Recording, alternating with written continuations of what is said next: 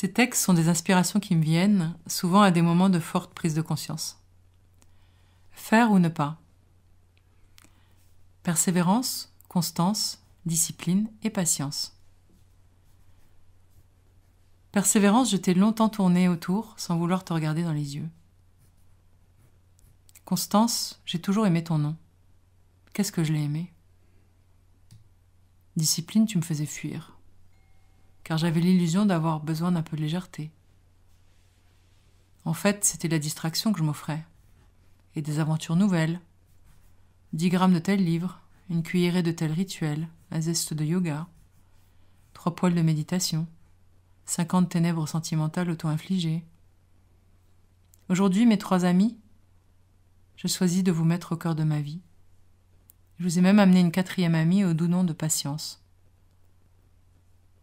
Discipline, j'avais oublié le disciple en toi. Te prononcer m'est désormais agréable. Perse, et tu verras, me chuchote persévérance. Quant à Constance, c'est l'aimée de D'Artagnan. Elle sonne très agréablement aux oreilles de l'enfant rêveuse. Patience, me murmure. Pas la science, plutôt la connaissance avec un grand C. Se connaître, renaître à son grand soi, à deux à travers l'autre. Comment ai-je même pu vous snober?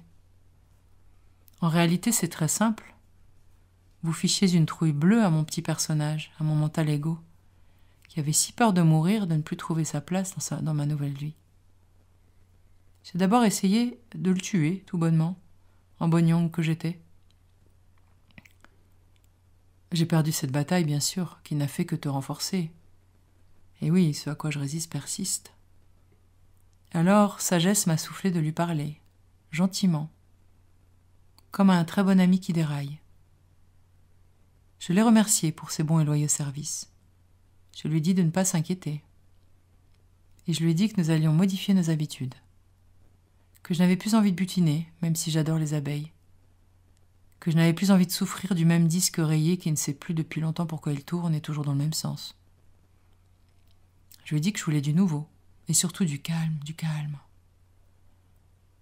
Je lui ai dit que j'avais envie de chanter, respirer, prier, méditer, échanger, rire. Et surtout ne plus m'inquiéter, ne plus m'angoisser. Car cette partition, je l'ai tant jouée que je m'en suis vraiment lassée. Et au fond, je n'ai rien à lâcher. Juste à dire au revoir et accueillir autre chose. Renaître à moi-même pour la 1e fois. Mais ne renaît-on pas à soi-même tous les matins? C'est un mouvement naturel, non? Oui, mais cette fois, c'est ma redingote la plus lourde que je dépose. Celle que j'avais laissée au fin fond de la malle, qui vient des générations entières qui ont porté la même. Qu'elle est lourde, cette redingote. Pour voyager, mieux vaut partir léger, léger, et vider ses vieilles valises. Oh oui, je t'entends, mon mental chéri, me dire « Et si y as-tu seulement pensé ?» Tu sais, on sait ce qu'on laisse, mais on ne sait pas ce qui nous attend. Ça peut faire mal, tu sais. Oui, je te remercie, mon ami, mon gardien. Mais tu sais, la souffrance est derrière. Je l'ai tant regardée sous toutes ses coutures, je l'ai tant ressentie, que je n'ai plus rien à craindre au fond, puisque je la connais. Elle ne pourra plus me toucher, en tout cas pas de la même manière. Aujourd'hui, je sais que dans ce monde qui a tant dévié de son axe, de son humanité avec un grand H, persévérance, constance, discipline et patience sont mes amis. Je te remercie, mon cher mental. Je vous souhaite une belle journée et vous remercie pour votre écoute. Et n'oubliez pas, il suffit d'1 seconde pour changer de vie, car vous êtes puissant au-delà de toute limite. Ces podcasts sont écrits et contés par moi, Céline Flambard, thérapeute psychocorporelle et spirituelle.